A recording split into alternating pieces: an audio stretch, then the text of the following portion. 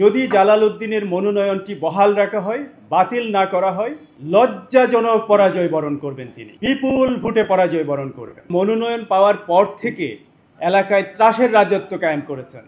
সাধারণ নেতাকর্মীদের বিরুদ্ধে মিথ্যা মামলা দিচ্ছেন, ভয় দেখাচ্ছেন, হামলা করছেন। এবং সাধারণ মানুষ যারা, দলীয় নেতাকর্মী যদি আপনার নিরাপদ না থাকে একজন নেতার কাছে, তাহলে সাধারণ মানুষের কথা একটু ভাবুন। তাদের নিরাপত্তা কোথায়? তারা কার কাছে আশ্রয় নেবেন?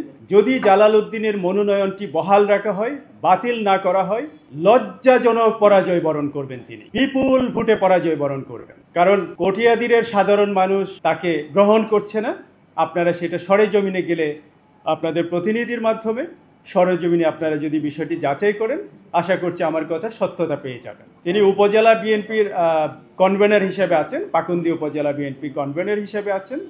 সেই অবস্থায় তিনি তারেক রহমানের পবিত্র জীবনে কলঙ্ক লেপনকারী কাহার আকেন্দকে তার প্রতিষ্ঠানে দাওয়াত দিয়ে নিয়ে গেছেন এবং পাশে বসিয়ে জামাই আদর করেছেন। বলেছেন আলোচিত মামলার চার্জশিট প্রদান করে তিনি গুরুত্বপূর্ণ দায়িত্ব পালন করেছেন, অর্থাৎ তাকে তিনি প্রশংসায় ভাসিয়েছেন। চিন্তা করুন, হাউ ডেঞ্জারাস! যিনি আমার চেয়ারম্যানের জীবন ধ্বংস করে দিয়েছেন,